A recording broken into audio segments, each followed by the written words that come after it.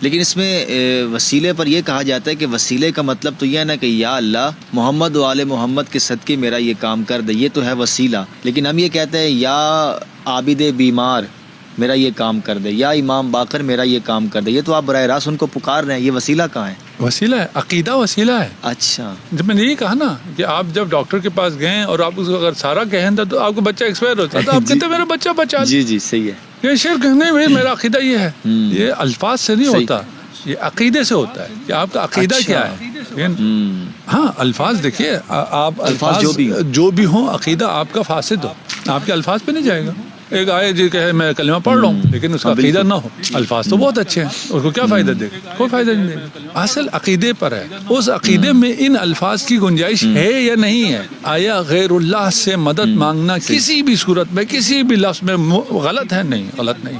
غیر اللہ سے اسے رب مان کر، اسے رازق مان کر، عقیدہ ہے نہیں، پھر مدد مانگی جائے، یہ غلط ہے، یہ شرک ہے. صحیح. اللہ ہے، یہ اولیاء اللہ ہے، اس لیے ان کی اپنی کوئی مستقل حیثیت نہیں ہے، ان کے اپنے پاس کچھ نہیں ہے. براہ راست ہم ان سے مانگ سکتے ہیں، لیکن سب کچھ عقیدہ یہی ہے کہ دینے والی ذات اللہ کی ہے.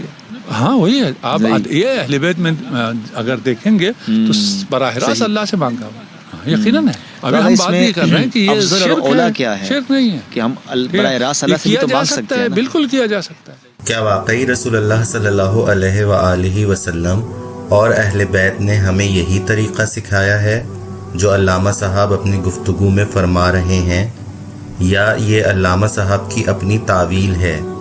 آج کچھ علماء اور ذاکرین یہ بات کرتے نظر آتے ہیں کہ ہم تو صرف وسیلہ لیتے ہیں، براہ راست اہل بیت کو نہیں پکارتے. لیکن ساتھ ہی وہ یہ بھی کہتے ہیں کہ یا علی مدد، مولا علی مشکل کشا، اس میں کوئی غلط بات نہیں. تو سوال یہ ہے، جب پکارا جا رہا ہے، مدد مانگی جا رہی ہے، تو یہ وسیلہ کہاں رہا؟ یہ تو براہ راست فریاد ہے اور قرآن و سنت کے سراسر خلاف ہے. علامہ صاحب کی تعویل کی مہارت دیکھیے.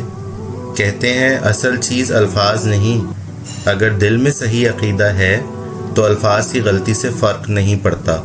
کیونکہ جس طرح علامہ صاحب کی مثال کے مطابق ایک شخص جو زبان سے کلمہ پڑھتا رہے لیکن اس کے دل میں ایمان نہ ہو، وہ مومن نہیں ہو سکتا، بالکل اسی معیار کے مطابق ایک شخص جس کی زبان پر مسلسل شرک ہو اور وہ دعویٰ کرے کہ دل میں اس کے ایمان ہے، تو ایسا شخص بھی مومن نہیں ہو سکتا.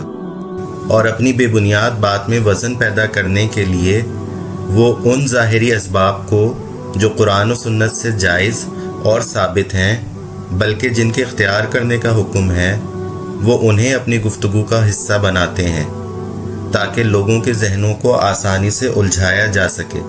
لیکن یہ کیسی تعویل ہے؟ اسلام صرف دل کا دین نہیں، زبان، عمل اور نیت کا مجموعہ ہے. زبان سے اگر شرک کے الفاظ نکلیں تو دل میں عقیدہ کیسا بھی ہو وہ اللہ کی نظر میں حجت نہیں بنتا. اور تم اس کو نہ زمین میں عاجز کر سکتے ہو نہ آسمان میں، اور نہ اللہ کے سوا تمہارا کوئی دوست ہے اور نہ مددگار. اب چاہے دل میں جو بھی عقیدہ ہو، اگر زبان سے یا علی مدد کہا جا رہا ہے تو یہ قرآن کی کھلی نافرمانی ہے. اور اگر یہ طریقہ جائز ہوتا تو اللہ اور اس کے رسول ہمیں ضرور یہ طریقہ سکھاتے. اصل تضاد یہ ہے کہ ایک طرف کہتے ہیں کہ ہم اللہ ہی سے مانگتے ہیں اور دوسری طرف کہتے ہیں کہ حضرت علی سے مدد مانگنا بھی جائز ہے. پھر کہتے ہیں اصل چیز نیت ہے، الفاظ کچھ بھی ہوں. یہ کون سا اسلام ہے جس میں زبان سے شرک جیسے الفاظ نکلیں مگر دل سے بچ جاؤ؟ اہل بیت کی تعلیم سادہ ہے، اللہ سے مانگو، خالص اسی سے. نبی کریم صلی اللہ علیہ وآلہ وسلم نے فرمایا، جب مانگو تو اللہ سے مانگو اور جب مدد چاہو تو اللہ سے مدد چاہو. حضرت علی علیہ السلام نے امام حسن علیہ السلام کو وصیت کرتے ہوئے ارشاد فرمایا، صرف اپنے پروردگار سے سوال کرو، کیونکہ دینا اور نہ دینا صرف اسی کے اختیار میں ہے، اور اس نے اپنے اور تمہارے درمیان کوئی دربان کھڑے نہیں کیے، نہ تمہیں ان کا محتاج کیا ہے کہ تم کسی کو اپنے لیے اللہ کے ہاں سفارش کے لیے لاؤ تبھی تمہارا کام ہو. قابل غور بات یہ ہے کہ جب علامہ صاحب خود یہ مان رہے ہیں کہ اہل بیت کے ہاں براہ راست اللہ سے مانگنے کا طریقہ ملتا ہے، تو کیا علامہ صاحب کے پاس یہ اختیار ہے کہ وہ اہل بیت کا نام استعمال کر کے اپنی سوچ اور اپنی فکر کی تبلیغ کریں، خاص طور سے تب جبکہ وہ اہل بیت کے طریقے کے خلاف ہو؟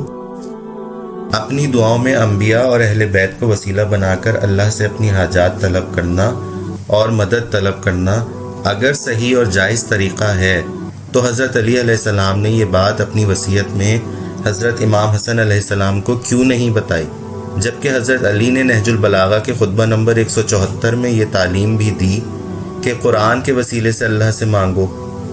محبت اہل بیت مجھ سے کیا تقاضا کرتی ہے؟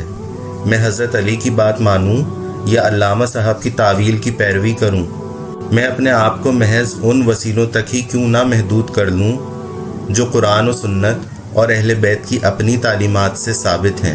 اور اگر کوئی حضرت علی کی وصیت کے عین مطابق اللہ سے براہ راست مدد کا طالب ہو تو علامہ صاحب اپنی گفتگو سے یہ تاثر دیتے ہیں کہ اس کے دل میں بغض علی یا بغض اہل بیت ہے، تبھی وہ یا علی مدد کے نعرے کو تسلیم نہیں کرتا۔ کیا ہی بے بنیاد بات ہے۔ حالانکہ حقیقت تو یہ ہے کہ علامہ صاحب حضرت علی کا نام لے کر خود حضرت علی کی تعلیمات کے برعکس اپنے ہی گھڑے ہوئے عقیدے کا پرچار کر رہے ہیں، نہ کہ حضرت علی کی سنت اور ان کی تعلیمات پر عمل پیرا ہونے کی ترغیب دے رہے ہیں۔ صحیفہ سجادیہ میں امام زین العابدین کی تمام دعائیں بھی براہ راست اللہ سے ہیں۔ انہوں نے اپنی دعاؤں میں نہ کسی نبی، نہ کسی ولی، نہ کسی امام، نہ کسی شہید کا وسیلہ درمیان میں رکھا ہے۔ تو اگر میں اہل بیت کی محبت کا دعوے دار ہوں تو میرے لیے امام زین العابدین کی دعاؤں کا طریقہ زیادہ معتبر ہونا چاہیے یا آج کے علامہ اور ذاکرین کی بے بنیاد تعویلیں جو سراسر قرآن و سنت اور اہل بیت کی اپنی تعلیمات اور ان کے اپنے اعمال کے بالکل برعکس ہیں؟ اگر اہل بیت کا وسیلہ اتنا ہی ضروری تھا تو قرآن میں اس کا ذکر کیوں نہیں؟ اگر یہ عقیدہ حق ہے تو اہل بیت نے اپنی اولاد کو یہ تعلیم کیوں نہیں دی؟